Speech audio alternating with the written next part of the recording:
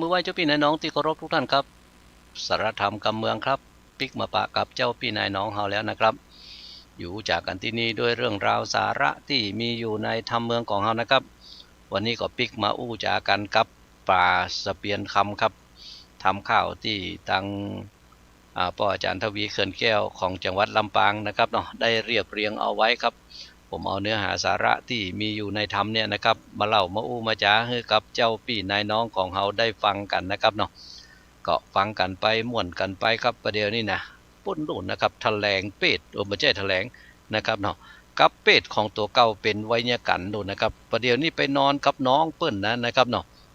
โอ้อันนั้นก็นึกว่าเป็นอ้ายแตะนะครับเนาะพอห้างพอหุ่นก็แม่นหมดนะครับเนาะก็ลาบกันไปกันนะครับอันนั้นปล่อยให้อันนั้นนอนบนจองอันตัวเก่าไปนอนตั้งหลุมดุนนะครับตัวมาลาครับลาบไปเนาะทีนี้พอรับไปแล้วเนี่ยนะครับเนาะตกอันมันรับแต่นะครับอัน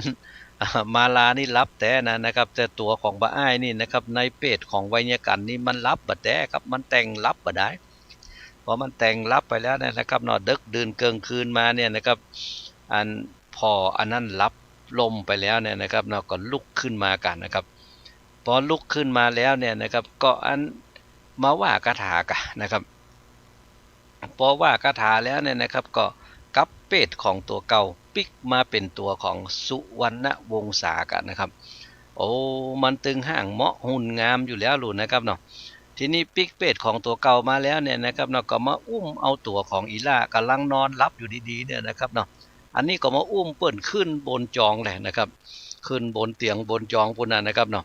อันนั้นนอนแล้วเนี่ยนะครับเปิ่นรับหมอกสลึมสลือตัวเก่าก็ไปนอนตัวเปิ่นตัวกันนะครับโอ้พอไปนอนไปแล้วเนี่ยกันเดียวอีล่าก็ตื่นกันนะครับเพราะนอนไม่ใช่นอนบ่ได้ลูกอันนี้ประเดียวนี่นะอันนอนไปตัวแล้วก็กอดเปิ่นไปตัวนะครับอันมาลาก็ตื่นกับพอมาลาตื่นขึ้นมาหันใจโหไผที่ไหนอย่างใดนี่นะ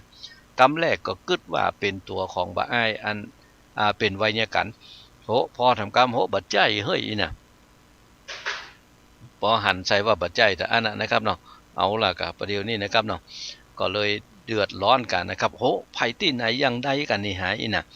เป็นเทวบุตรเทวดาอินพรหมยมราชคุดนางน้ำปรมัยไอสวนที่ไหนมาอย่างใดกันนี่หายนะอันตัวของมาอ้ายก็เอามือจุปากเข้าใส่กันนะครับเราจะไปอู้ดังจะไปอู้ดังกระเดจะบอกคือข้าบัดใจเป็นคุดนางน้ำปรมัยไอสวนที่ไหนสักที่ไอ้นะบัดใจเป็นทิพญาธรอย่างข้าเป็นคนนะไอ้นะข้าเป็นคนชื่อว่าสุวรรณวงศาประเดี๋ยวนี้นะมาอยู่ในเป็ดของอันบ่อ้ายไวยกันนั่นนะก็เล่าเรื่องตึงมดตึงมวลเนี่ยครับฮือฟังนะ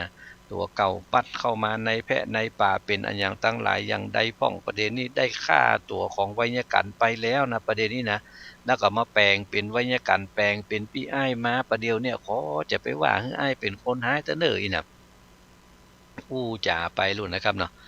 ที่นี่ตัวของอีล่ากันนะครับเนาะมันหันใส่ห่างใส่หุ่นของอันตัวของบ่อ้ายสุวรรณวงศาเป็นห่างเหมาะหุ่นงามเนี่ยนะครับเนาะกล้าหันใส่คนห่างเหมาะหุ่นงามเนี่ยนะครับมันก็กินไปเกิงแล้วลูกนะครับก็บ่ได้กึดเติงหาเฮ้ยนะครับเปิ้นฆ่าอ้ายของตัวเก่านะแล้วตัวเก่ายังจะมาฮักเปิ้นทำอยู่กันนี่หาอีน่ะแต่ก็มากึดทำกรรมหนึ่งอ้ายของตัวเก่านี่ก็ตึงหายนะแกไอ้น่ะแต่เนาะหายจะใดมันก็เป็นอ้ายนะแต่ตัวของอันมาลาบ่ได้กึดอย่างอันแถมะนะครับเนาะคนเฮานี่เปิ้นว่าเนี่ยนะครับพอว่าความฮักมันเข้ามาบังตาแล้วเนี่ยนะครับเนาะมันตึงบ่ได้แล้วนะครับเนาะมันตึงบ่หันบ่อย่างอื่นละนะครับเฮาอันโตดนักเป็นน้อยโตดน้อยเป็นบ่หันนะครับประเดี๋ยวนี้ฆ่าอ้ายของตัวเก่าไปแล้วก็ยังหันเป็นเรื่องน้อยเดียวบ่ได้ว่าอันเตอะนะครับเนาะก็มานั่งอู้จากันนะครับเนาะนั่งอู้บ่นั่งอู้บ่ได้นะครับเนาะอู้กันไปอู้กันมาก็อย่างว่านะครับเนาะมือกอดมือกำกันไปตัวนะครับอันก็ลวดนอนด้วยกันในห้องนั่นนะครับเนาะโอ้นอนด้วยกันไปแล้วเนี่ยนะครับถ้าเป็นตอนเมื่อค่ำเมื่อคืนเนี่ยนะครับเนาะก็เข้ามาอยู่ปิกมาอยู่ในเป็ดของสุวรรณวงศาหรอกแต่ถ้าเป็นเมื่อวันนะเป็นเมื่อวันก็ปิกเข้าเป็ดของไวยกันนะครับเนาะแล้วก็อันเนี่ยอย่างกู้ยังนะครับที่มันเหมือนกับไวยกันเนี่ยกู้ยังนะครับเนาะ ปิ้นเป็นจะได้เปิ้นอู้เปิ้นจาอันหยังจะได้นะครับนะได้หมดดูนะครับโอ้จนว่าประเดี๋ยวนี้อยู่ด้วยกันมาได้3เดือนละนะครับเอา3 เดือนที่อยู่ด้วยกันเนี่ยนะครับเนาะไผก็บ่ฮู้เรื่องบ่ฮู้ราวอันหยังซักอย่างนะครับเนาะอันมีอยู่วันหนึ่งกันนะครับเนาะกึดเติงหาอีพ่ออีแม่ตัวของป้าอ้ายนะครับเนาะสุวรรณวงศานะพอกึดเติงหาแล้วเนี่ยนะครับก็เลยบอกฮื้อกะโอ้น้องเอ๋ยประเดี๋ยวนี้นะไอ้กึดเติงหาอีพ่ออีแม่เฮ้ยใครปิกไปแอวหาเปิ้นสักกำไหนน่ะได้ยินกำนี้แต่อันนั้นนะครับเนาะมาลาน้ำตาญัวเขาโหลให้เฮ้ยจะมาละข้าเจ้าอยู่อย่างอี้กายน่ะปิกไปแล้วหนีไปแล้วจะมาละข้าเจ้าอยู่อี้จะได้ย่าอีน่ะอันจะมาละข้าเจ้าอยู่อีได้จะได้บ่อ้ายก็บอกก็ฟังกับบ่ใจละบ่ใจขว้างนะไปบ่ได้ไปแอวไปหันอีพ่ออีแม่เปิ้นอยู่สุขสบายดีแล้วก็จะปีกมาเนี่ยไหนนะ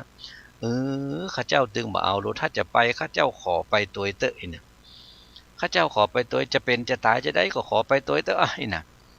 อันเนี้ยนะครับเนาะพอมันฮักเข้ามาตาเข้ามาอยู่ในจิตในใจแล้วมันตึงอย่างเงี้ยนะครับเนาะมันตึงมาถามหาพ่อหาแม่แล้วนะครับประเด็นนี้นะสักเตือมันก็ตึงเป็นเนี้ยนะครับเนาะบอกว่าไม่ยิงประจายนะครับเนาะอันคนหนึ่งคือเติงหาคนหนึ่งก็จะไปนะครับมันก็จะเป็นนี่ก้านี่ฮะก็อันมาลาก็เหมือนเดียวกันนะครับขอไปตัวเตอโอ้แล้วยังไงอีพ่ออีแม่เปิ้นอยู่ทางเพไรน่ะถ้าเปิ้นหูเรื่องหูราวมาก็เดี๋ยวเปิ้นจะเดือดร้อนฮ้อนใจก็หายน่ะโอ้บ่เป็นอย่างเจ้าอีน่ะข้าเจ้าตึงไปตัวได้ก็อู้กันนะครับเนาะอันนี้จะเป้าจะได้ฮื้ออยู่ก็บ่อยู่แล้วนะครับปล่อยว่ามื้ออยู่จะไปไหนๆก็จะไปกันแล้วจะไปก็ตึงบอกว่านะแต่ว่าประเดี๋ยวเนี่ยถ้าจะไปประเดี๋ยวนี้นะเฮาจะต้องมาอันจะมาเตียวไปบ่ได้ละปะโทเขาจะมาตุยของเฮาน่ะนะเพราะจะอันถ้าจะไปนี่ก็จะเหาะไปละเนี่ยจะเหาะจะซานไปละอันไปช่วยเก็บครัวกันแล้วกันไปนะเก็บครัวเก็บของไปตึงมดตึงมนมีอันหยังจะเอาไปใจอย่างจะได้พ่องนี่นะแต่ว่าจะไปบอกคือพ่อคือแม่บ่ได้ไหนนะลักกันไปเมื่อคืนเนี่ยนี่นะก็อันลักกันไปแต่กันนะครับนอกค่ำคืนนั้นก่อนจะไปตัวของอีล่ายังยกมือไหว้สายอยู่เลยโอ้ขออีพ่ออีแม่จะเป็นมาโคตรให้ข้าเจ้าเตอเนยน่ะอันที่ไปประเดี๋ยวเนี่ยไปกับผัวของข้าเจ้าวันหน้าวันตาจะตึงปิกมาอยู่ว่าอันนั้นนะครับเนาะแล้วก็อันตัวของบ่าวไอสุวรรณวงศาก็อุ้มตัวของอีล่ากันนะครับว่ากระถาใส่เข้าไปเสร็จเรียบร้อยแล้วก็สยองขึ้นฟ้าแหละนะครับปุ่นนะครับเปิ้นว่าเข้าป่าไม้ดงหนาข้ามไปทางบนปุ่นติ๊กๆไหลไปเรื่อยๆกันนะครับเนาะอันตกมาค่ำเมื่อคืนมาลงมานอนตังลุ่มเมื่อวันมาก็สยองขึ้นฟ้าไปติ๊กๆแหละนะครับเขาไปละนะครับประเด็นนี้นะทีนี้ก็อันวันที่อันอีล่าไปแล้วกับตัวของสุวรรณวงศาครับตกพญาเผียวเมื่อเจ้านี่กันนะครับเนาะเจ้าป่อพญาลูกนะครับบาหันใส่ตัวของอีล่าบาหันใส่ตัวของไวยกันนะก็เลยบอกคือหมู่คนใจทั้งหลายก็ไปสู่เขาทั้งหลายไปกวยมันเนาะนอนกันอยู่ทางบนพุ่นนะก้าพี่กับน้องฮะน่ะจะได้ไปล่ำไปเรือไปลงมาทั้งรูปเฮ้ยน่ะหมู่อันคนใจทั้งหลายไปเปิดประตูเข้าไปกวยบาหันกันนะครับพอบาหันก็ลงมาบอกคือป่อพญาก็หายไปถึง2 คนป่อพญามีไหนก็บ่ฮู้อีน่ะไปสู่เขาไปเซาะก้อยแล่อีน่ะหมู่นั้นก็ล่นลงจากปราสาทไปก็ไปเอิ้นหจนแวดจนพดไปตึงหมดแล้วบาปะป่อพญาเฮ้ยน่ะไปล้อไปบอกคือหมู่เขาไปเสาะหาตามในแพะในป่ามันปากันไปที่ไหนยังได้แอวกันกาไผลักอันยังได้ไปนี่หายน่ะเจ้าป่อพญาก็เอิ้นใส่ตัวแถมกันนะครับเนาะหมู่นั้นก็ปากันไล่เสาะหากันนะครับโอ้เสาะหาจะได้ก็แล้วครับตึงบ่ปะกันละนะครับเนาะหมู่ทหารยักษ์ทั้งหลายปิกมาแล้วบอกกับเจ้าป่อพญาโลปตกจะได้นี่ฮะอันนี้นี่ไปที่ไหนยังได้บ่บอกบ่กล่าวกันนี่หายนะไปห้องป่อหมอหลวงมานี่นะก็ไปห้องป่อหมอกันนะครับป่อโหนนั่นนะครับหมอเมื่อนั่นนะครับเนาะไปเอาหมอเมื่อมากะนะครับป่อหมอมาแผวแล้ว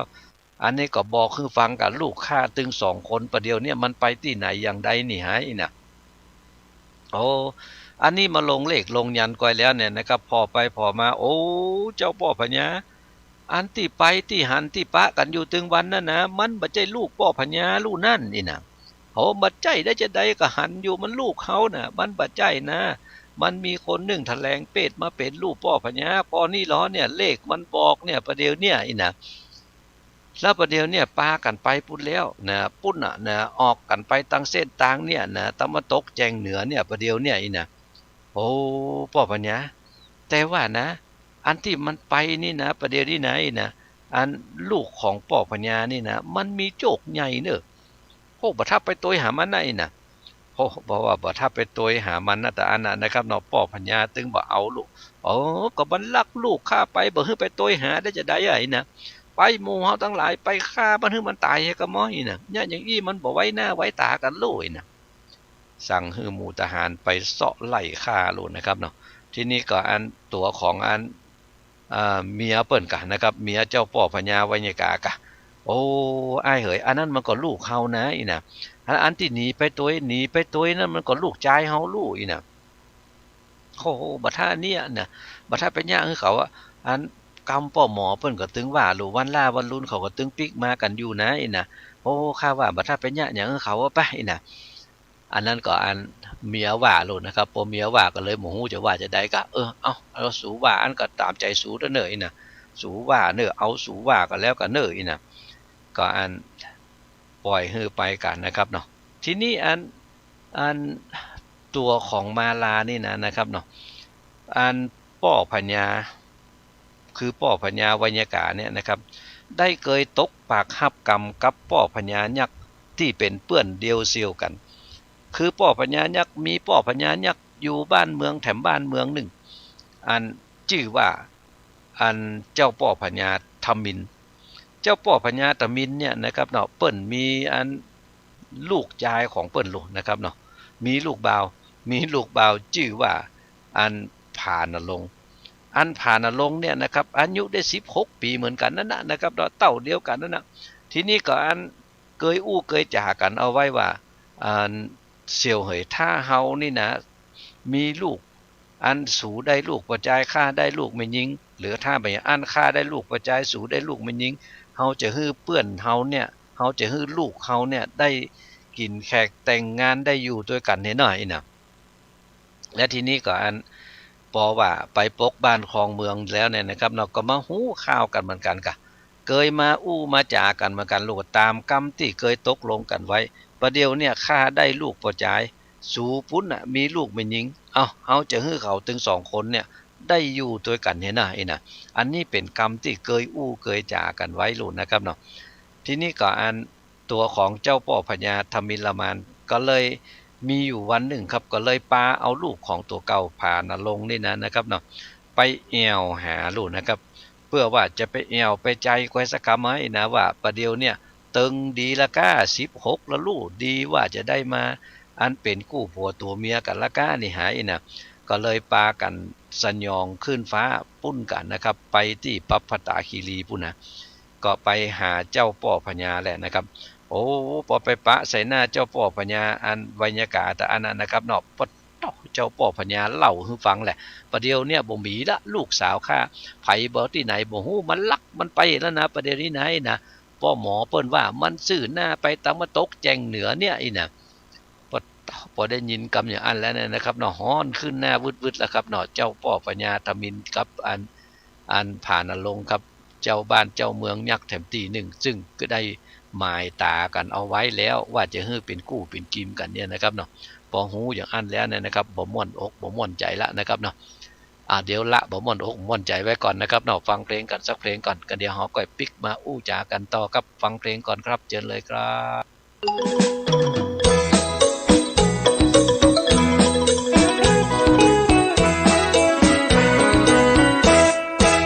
เกษตรทั่วไทยลิ้นจี่ลำไยก็ซ้ำบ่แปงหอมขาวหอมแดงราคาบ่แพงจะเนี้ยจะได้หวังเปิ้งของดีเจ้าต่างเจ้าจี้มีสวนลำไยบ่เลี้ยงหมูเห็ดเป็ดไก่ปีนี้ลุงใจบนควายเป็นตัวลุงใจจะไปไหนเจ้าจะไปบนเจ้าตี้ชวนไตนี่ปีนี้ลุงบนควายเป็นตัวเลยนะเจ้าปัจจคนเนอะเตือจะได้กินลาบคั่วตัวเหาะป่ะตัวลุงหมาเจ้า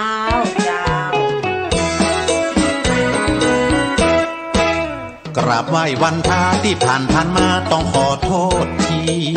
กำให้บ่มีหมากเมียงบุรีบ่มีสักกำเลยเลี้ยงแคบหมูกับดึงไข่ห้วนตั้งในปอดำปีนี้จะดูตั้งมัมเลี้ยงควายผูดำที่มีสองเขา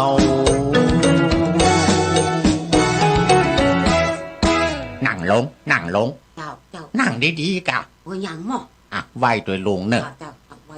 โอ้ยชาเจ้าตีเจ้าดินเนาะปีแล้วเลี้ยงแคบหมูกับตึงไข่ห้วนเพราะมันได้ชะตังบ่หนักปีนี้ลุงใจบนควายเป็นตัวเลยล่ะ ผีมีชัดจะคนมีชัดจะเนาะ ลุงใจเจ้าตีเพื่อจะกินเสี่ยงว่ะควายตึงตัวกว่าน่ะ จะไปปากเอาเป็นอันว่าปีนี้ขอให้ได้300,000บักบนหนไว้แถมกำชัดจะคือกำสัญญาของลูกพ่อจ่ายควายเป็นตัวพอบักบนหนไว้บ่ผิดหวังแน่บ่ผิดหวังแน่ ไปแล้วเนาะเจ้าตี้ชา 300,000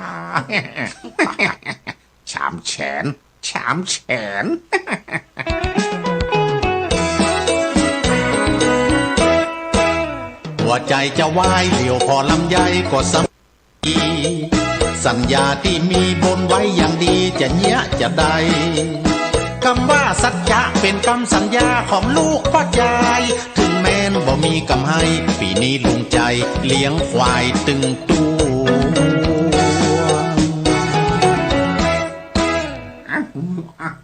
โอ้โหเนี่ยเป็นจะได้ลุงใจจูงควายไปตอยให้ไปตอยมันหมายความว่าจะได้เนี่ย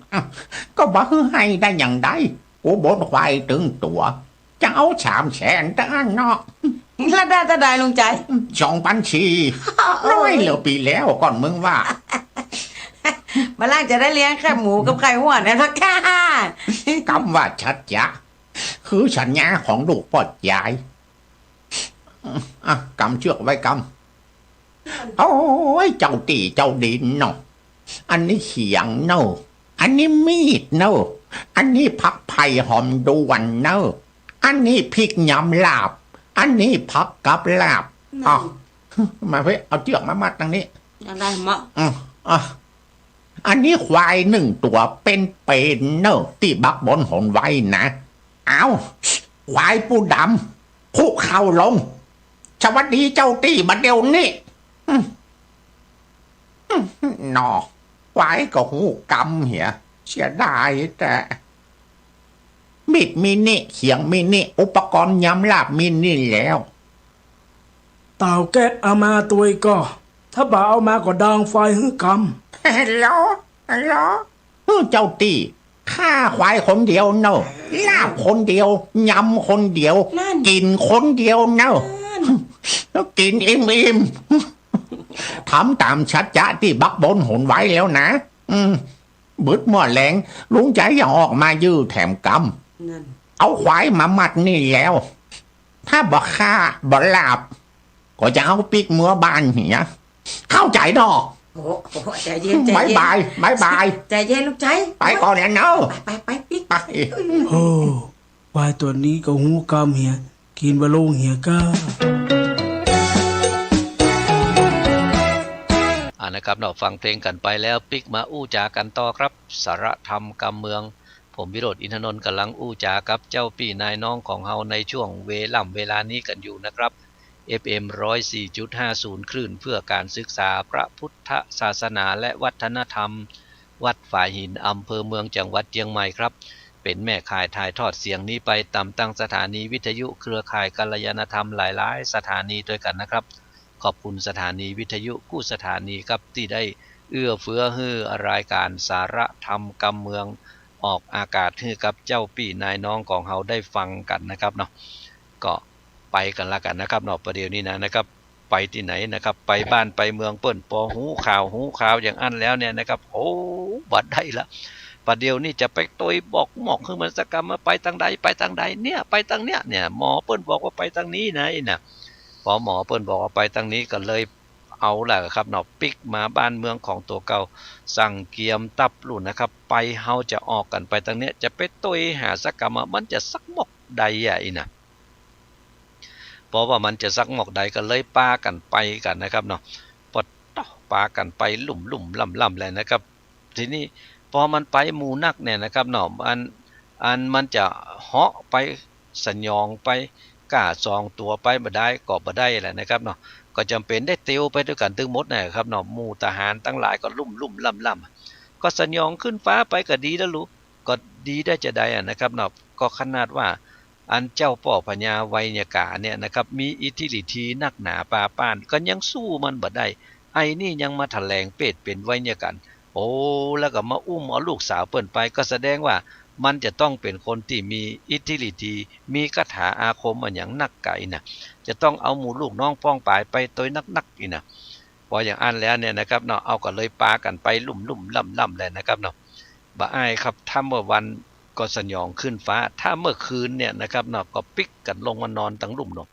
ยามค่ำยามแรงก็มานอนกันอยู่ตั้งลุ่มเนี่ยนะครับเนาะโอ้ค่ำหนึ่งนะครับเนาะยังบ่ตันมืดดีแต่นะครับลงมาตั้งลุ่มแล้วได้ยินเสียงเตียวกันมาลุ่มล่ำอันอย่างปะล่ำปะเหลือนี่หายนะโอ้มันถ้าจะหมู่ยักษ์หมู่มารอันอย่างที่ไหนไผที่ไหนยังได้มากันนี่หายนะแล้วหมู่นี้มานี่นะครับน้องบ่ใจมาบ่ได้นะปากเอิ้นตัวลูกเอิ้นห้องหาตัวลูกมีที่ไหนยังได้ขอปะสกรรมหน่อยจะซีกมันว่ากินเป็นจิ้นกินเป็นอันของกินเฮสกรรมไว้น่าจะเอาเมาะลำจะฆ่าให้มันตายให้ก็มาอันนี้ตีหมู่ยักษ์ทั้งหลายมันอู้กันนั่นนะครับเนาะเสียงมันตึงดังไปหมดโดนนะครับตัวของบ่อ้ายก็มากล่าวว่าโอ้ถ้าเฮาจะมาสู้กับมันนี่ประเดี๋ยวนี้มันนักหนาปาป้านฆ่ามันก็ฆ่ามานักแล้วจะมาญะอย่างอี้แถมเนี่ยโอ้มันก็จะเป็นบาปเป็นกรรมกับเฮามานักกันนี่หาอีนะก็เลยอันเอาเมียของตัวเก่าเนี่ยนะครับเนาะอุ้มเมียของตัวเก่าขึ้นบนต้นไม้หลบเอาขึ้นบนต้นไม้ไผ่ครับไม้ไผ่นี่กิ่งมันนักหรอกิ่งมันนักแล้วก็ใบมันก็นักครับพอขึ้นไปเพียวตั้งบนแล้วเนี่ยนะครับเนาะก็เฟยไห้นะครับเนาะอันที่มันมีใบมีอย่างเอาเมียของตัวเก่าก็คือตัวของอันอีล่ามาลานี่นะครับเนาะนอนไว้บนท่านนะครับแล้วก็เอาอันกิ่งแถมกิ่งหนึ่งเข้ามาปกไว้ส่วนว่าตัวเก่าเนี่ยนะครับเนาะก็ลงมาตั้งลุ่มแหละนะครับลงมาตั้งลุ่มก็แต่งมันนั่งมันบัดได้นั่งอยู่ตะท่านนะครับเนาะเตียวไปอยู่แถมไก่อยู่นะครับเนาะก็หมู่ยักษ์หมู่มารทั้งหลายเนี่ยนะครับก็มาปะใส่กับปดเท่าแม่นแล้วอันนั้นแม่นแล้วอีนะก็เลยปากันไล่บุบลูนะครับเนาะไล่บุบตัวของบ่อ้ายก็สู้กันนะครับประเดี๋ยวนี้เปิ้นว่าอันเสียงที่มันสู้กันนี่นั่นนะครับเนาะเสียงมันตึงดังเสียงมันตึงปดตดลุ่มล่ำลูนะครับเอาสู้กันอันกับหมู่ยักษ์นี่นะครับเนาะตัวของบ่อ้ายครับประเดี๋ยวนี้นะอันสัปปะของที่มันมีบอกว่าสลีกันใจบอกว่าจะเป็นอันอย่างตั้งหลายเนี่ยนะครับเนาะเอามาสู้กับปู่ยักษ์กับยักษ์มันก็โคตรลูกนะครับเนาะโอ้จะบอกหมอกของมันสักกำไมนะอันตึงขาตึงบุบนะครับเนาะโอ้เนี่ยไปเนี่ยมาครับประเดี๋ยวนี้นะสู้กันไปสู้กันมาลูกบ่าวของตัวเก่ากะลูกบ่าวของเจ้าป่อพญาอันธมินนี่นะครับเนาะยักษ์นี่นะก็คือผ่านนรงเนี่ยนะครับก็โดนฆ่าตายไปเหียนะครับเนาะยักษ์ทั้งหลายหมู่นั้นแถมปดตกเปิ้นว่ามันโดนฆ่าบ่ใจน้อยๆนะครับพอโดนฆ่าบ่ใจน้อยๆเนี่ยนะครับโอ้อยู่บ่ได้อิทธิฤทธิ์มันนักหนาปาป้านป่านนี้ปิกบูเฮาอีน่ะก็เลยปากันหนีปิกไปให้หมดเสี่ยงกันนะครับเนาะการนะครับเนาะพอการแล้วปิกไปแล้วเนี่ยนะครับเนาะตัวของบ่อ้ายกันนะครับอยู่สุขสบายแล้วลูกประเดี๋ยวนี้นะหมู่นั้นยักษ์ก็แปนะครับประเดี๋ยวนี้นะแปยักษ์ละนะครับหมู่นั้นปิกไปหมดแล้วอุ้มเอาเมียของตัวเก่าลงมาจากต้นไม้กันนะครับตึงมดก็มานั่งอู้จากันประเดี๋ยวนี้โอ้ไล่ไปหมดละประเดี๋ยวนี้นะเสียงหมดไอ้น่ะพอเอาลงมาอยู่ตรงลุ่มเนี่ยนะครับเนาะก็มากึดใจกับว่าโอ้เนี่ยถ้าว่าอันหมู่ยักษ์ทั้งหลายมันไปแล้วมันปิกมาแถมกำหนึ่งนี่นะแล้วมันมาปะใส่อีนะโอ้บ่ได้ละอีนะถ้ามันมาปะใส่เฮาอีแล้วเนี่ยมันจะมาฆ่ามาบุบกำลังนอนรับกันอยู่ดีๆแย่ไหนนะก็เลยอันบอกคือเมียของตัวเก่ากะเนี่ยน้องเฮยถ้าเฮาจะนอนกันอยู่นะเอาอย่างอีเตอหน่อยนะเอาแหวนเนี่ยใส่นิ้วก้อยไปนะคือแหวนของตัวเก่านั่นนะครับเนาะเอาแหวนฮื้อเมียของตัวเก่าโลดแล้วก็บอกเราเอาแหวนเนี่ยใส่เตอให้นะแหวนนี้ถ้าใส่เบื้องซ้ายจะเป็นพ่อจายถ้าใส่เบื้องขวาจะเป็นพ่อจายถ้าใส่เบื้องซ้ายจะเป็นแม่หญิง ถ้าอันนี้ถ้าเป็นพ่อจายนะครับเนาะเป็นพ่อจายถ้าเอาไปใส่เบื้องซ้ายจะกลายเป็นแม่หญิงเป็นแม่หญิงเอามาใส่นิ้วขวาจะเป็นพ่อจายว่าอันนะก็เลยบอกคือเมียของตัวเก่ากันนะครับเนาะเอาแหวนซุปนิ้วคือเมียของตัวเก่าลงพอแหวนซุปนิ้วเข้าไปแต่อันนั้นนะครับตัวของมาลาก็เป็ดก็กลายมาเป็นพ่อจายกะนะครับเป็ดกลายมาเป็นพ่อจายเหมาะงามขนาดว่าอันนั้นนะครับเนาะเหมือนกับปุ้นลุกจากฟ้าหยาดลงมาว่าอันน่ะส่วนว่าตัวของสุวรรณวงศาเนี่ยนะครับเนาะก็มาทะแลงเป็ดของตัวเก่าเป็นยักษ์รู้นะครับนอนรับกันตาท่านกันนะครับเนาะอันประเด็นนี้เป็นพ่อจายถึง2คนนะครับเนาะนอนรับกันอยู่บนพื้นดินนั่นนะครับเนาะอันในใจก็กึดจะเดียกึดว่าหัวว่าหมูยักษ์มันปิกมาถ้ามันมาหันใส่ยักษ์นอนอยู่นี่ถึงคนแล้วเนี่ยมันก็จะบากล้าเนี่ยอย่างไก่นะมันหมู่เดียวกันเลยนะนอนแล้วก็ลวดลับกันไปเหตุกันนะครับเนาะรับไปแล้วเนี่ยนะครับเนาะมันรับแล้วเมื่อวันค่ำวันนั้นมันสู้กันกับหมูยักษ์หลุดนะครับก็ต้องมันใจห่ำใจแหงไปนักนะครับเนาะรับก็รับลมแต่ลมว่ากันนะครับโอ้ยังกระเปิ้นเอาค้อนบุบตายแล้วนะครับเนาะประเด็นนี้นะรับกันไปถึง2คนครับจนปวดแจ้งก้นมาหูเนื้อหูตัวเท่านั้นนะครับเนาะโหตกแจ้งมาแล้วเนี่ยนะครับเปิ้นว่าอันที่หมู่2คนนี่ไปนอนรับอยู่เนี่ยนะครับเนาะมันเป็นเขตเป็นที่อยู่ของอันยักษ์เท่าตนหนึ่งยักษ์เท่าตนนี้เป็นมินยิงนะครับเนาะโอ้เป็นยักษ์แม่ไม้ตัวซ้ำนะครับมันมีถ้ำอยู่ต่ำใกล้เนี่ยนะครับเนาะมันก็จะไปซ้อว่าหากินของมันไปนะต่ำในแพะในป่านี่นะโอ้เจ้าวันนั้นเนี่ยนะครับเนาะมันก็ไปซ้อว่าหากินกันที่นี่มันก็ไปปะใส่อันตึง2คนเนี่ยนะครับลาบกันอยู่หั่นน่ะโอ้พออันนั้นก็ยังมาเหมาะมางามแต่ว่านี่หายน่ะอันยักษ์บอกว่ามันน่ะดำขลึงตึงอยู่หั่นนะครับเนาะที่นี่อันกูจะเอาอันไอ้บาดตัวน้อยเนี่ยไปนี่นะจะเอาไปเป็นผัวกูเหี้ยสักกะไหมนะมันกะใจอันโลดนะครับจะเอาไปเป็นผัวทีนี้จะเอาไปเป็นผัวได้อย่างไรมันรับกันอยู่ถึง2คนนะครับเนาะเนี่ยยักษ์เท่านี่มันก็เป่าคาถาใส่กันนะครับเนาะเป่าคาถาคือสะกดคือมันรับอยู่ข้างในน่ะเป่าคาถาไปแล้วเอามือไปจิขี้ข้างตัวมันตึงบดดิ้นบดตวงละนะครับเนาะก็เลยไปอุ้มเอาตัวของอีลากะนะครับมาลานั่นนะครับเนาะแต่ว่ามันอยู่ในเป็ดของพ่อจายนะครับเหมาะงามเสียงเตี้ยนะครับเนาะอุ้มเอาตัวของอีลาได้กับฟังปิกที่อยู่ของตัวเก่ากันนะครับเข้าไปในถ้ำปุ่นนะครับเนาะเอาอีลาเป็นนอนอยู่บนจองของตัวเก่าปุ่นนะครับเปิ้นว่าเตียงนอนของอันหญ้ายักษ์นี่นะครับปูลาดด้วยอาภรณ์แล้วก็มันก็มาเสกคาถาใส่กันนะครับเสกคาถาอย่างหมอประเดี๋ยวนี้ก็มาถอนกันคือคาถานี่มันมีตึงคาถาใส่คาถาถอนด้วยนะครับเสกคาถาถอนเข้าไปกันนะครับพอถอนเข้าไปแล้วได้สกรรมหน่อยนะครับหน่อยอีน้อยอีละอันมาลาในเป็ดของอันพ่อจายนะครับเนาะก็ตื่นขึ้นมากะเลี้ยวพ่อซ้ายเลี้ยวพ่อขวาแต่เนาะก็เฮานอนกันอยู่พื้นเก่าไหมกับผัวของเฮาแท้ๆเนี่ยแล้วมันเป็นจะได้มาพดอยู่นี่หายน่ะ